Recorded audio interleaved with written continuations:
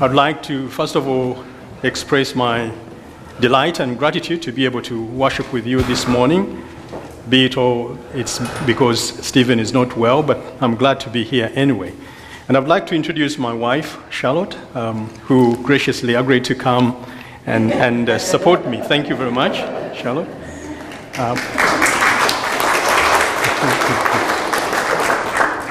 Between us, we have 3 daughters. Mine is 28 now, and she lives on her own. And Charlotte has 2 daughters. One is in London. I think she's 21 now, 21. I forget my daughters. And then we have another daughter who is with us. She's 16.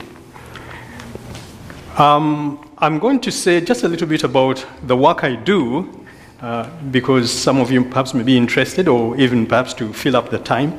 And then I will make a couple of comments on the lessons that we have had this morning. I work for the General Synod Office of the Anglican Church of Canada, but also for the Episcopal Church. And my work really involves creating space for bishops in Canada and the United States to engage in conversation with bishops in Africa. So that's really the gist of what I do. As you may have heard, back in the 1998, after the Lambeth Conference of that year, there were tensions within the Anglican Communion, which reached a head in 2003 when the Episcopal Church ordained its first gay bishop, Jean Robinson. But also for us here, the Diocese of New Westminster allowed the blessing of same-sex couples in the diocese. And so the tensions which began in 1998 became increasingly much more intense after that. And what happened was that leaders, both in Africa and North America, stopped talking to one another. And what you may not have known is that during that very intense period of time, many conservative groups left North America, particularly in the United States, and went to Africa and had the opportunity to talk to bishops and primates there about what is going on in North America, most of it questionable in terms of whether it was what was really going on. But what happened then is that they poisoned the situation in Africa so that African leaders just would not talk with or commune with their brothers and sisters here in North America. And so in that context, Archbishop Colin Johnson and myself set out to try and see whether there's a way in which bridges can be built between leaders of the two of North American provinces and African provinces. And eventually, of course, we've been doing that for a while, and we knew right from the beginning that the formal processes or formal structures of the Anglican Communion were frozen because leaders were not talking to one another, so nothing was happening. And so the only way to get people talking again was to find ways of having informal meetings, small, medium-sized, maybe even large meetings of bishops from Africa and North America. And so that's what I do. My work involves trying to create space and find opportunities for such meetings to take place. And I'm glad to say that we seem to be making progress and turning the corner, because the situation within the Anglican Communion is not as deplorable or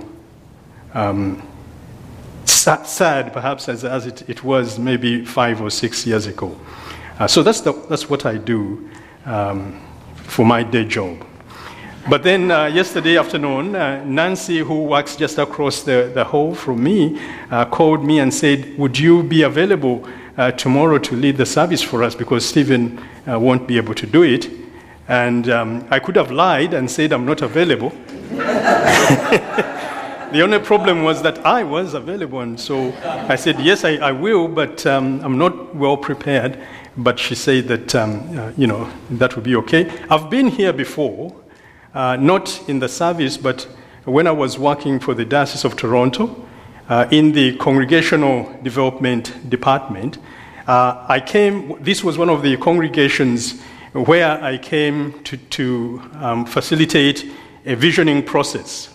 That was a few years ago now, so I don't know whether some of you were there or not.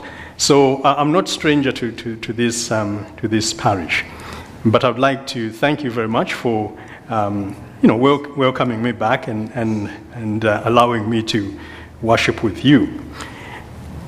Today is the first Sunday of Advent, and in the season of Advent, we sort of embrace or claim hope back into our lives.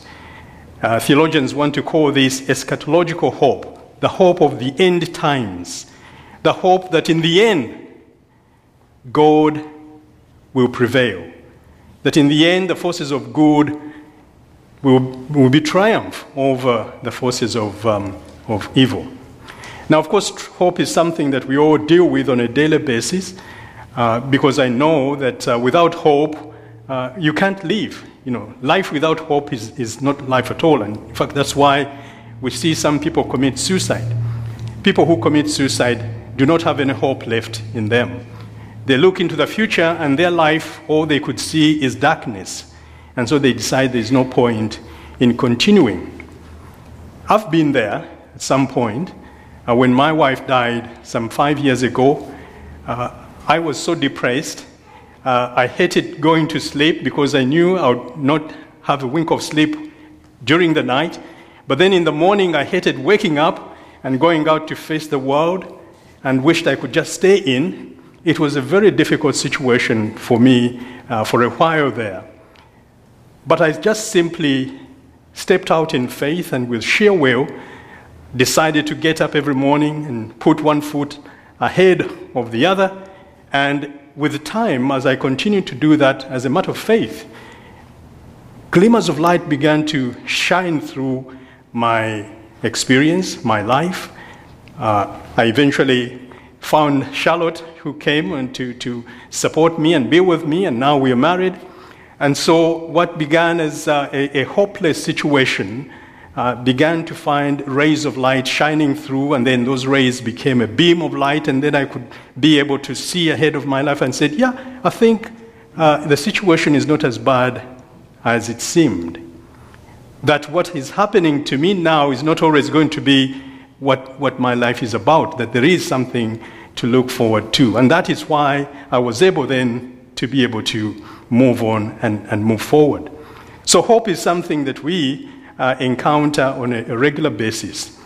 But within our lives, I think the hope that we live with and that helps us to move on is hope, of course, that when we look at our situation, there is glimmers of light there. Even though we are faced with a difficult circumstance, we can still say, okay, there is a bit of light here, a bit of light there. Maybe I shouldn't give up, I should continue. So we kind of proceed with that. But what happens if your circumstances are such that there is absolutely nothing to look for and there is no light whatsoever in what you are facing? What kind of hope would there be if there was nothing at all to suggest that things are going to get better? The Bible speaks of hoping against hope. And that is the hope, I believe, that in this season of Advent, we are being invited to embrace. Hope in spite of. Hope in spite of the circumstances that we may be facing. And when we look at today's scriptures, when I read the Old Testament lesson from Isaiah, you could almost feel the writer longing for something to break through, for light to break through the situation that they were facing at the time. Oh, that you would tear open the heavens and come down. When you are in a situation that is so difficult and so deplorable, so much gloom and doom, you almost sometimes wish that God would break open the heavens and come down so that the mountains would quake at your presence. So he is in that state of in those circumstances, and possibly speaking for the people around him as well, where they are longing for God to let the light shine through. And when you read on, you realize that he also seems to be suggesting that perhaps we are in this situation because of having not been obedient enough, because we have not really listened to God enough. And so that draws him and his community to a place of repentance, in the hope that when we repent and repair the breach between us and God, then the hope that we have been hoping for will come. When you go to 1 Corinthians, then Paul talks about the grace of God which sustains us, particularly when we are in those situations, those circumstances that are without hope at all. The grace of God continues to help us through it. And then when you come to the gospel, this for me is which really touched my heart when I was reading this. And it says, but in those days, after the suffering, which kind of assumes, a time when suffering has happened. And you would think that after the suffering, then perhaps the triumph would come. But that doesn't seem to be the case here. After the suffering, the sun will be darkened, and the moon will not give its light, and the stars will be falling from heaven, and the powers in heaven will be shaken. What you might perhaps call cosmic doom and gloom. You've already seen the suffering, and yet what comes next is even worse, that the entire universe is in a state of turmoil. Then, and that is the word actually that I think is key in this gospel, when all that has happened and the situation is such that there is no light, a gleam of light shining through, and everything is so depressing, so much so that even the heavens are shaking, then, just when you think nothing is going to happen, they will see the Son of Man coming in clouds with great power. I think this is a gospel which reminds us that do not be depressed or do not despair in a situation that seems so doom and gloom, because whatever happens, God will triumph. Just when you think things are really, we're not going to be going out of this, and maybe you may want to end your life or something, then is when, if you keep trusting and having faith, then is when God will step in and seize the power and triumph and allow you to prevail in this situation. My brothers and sisters, I don't know what your year has been like.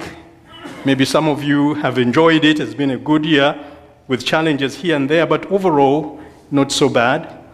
Or some of you, perhaps it has been a year that you hope is going to end soon, and you don't want to get through what you've been going through. Whatever the situation, this is the moment in the season of Advent that we intentionally begin to claim the hope that has been promised us by God.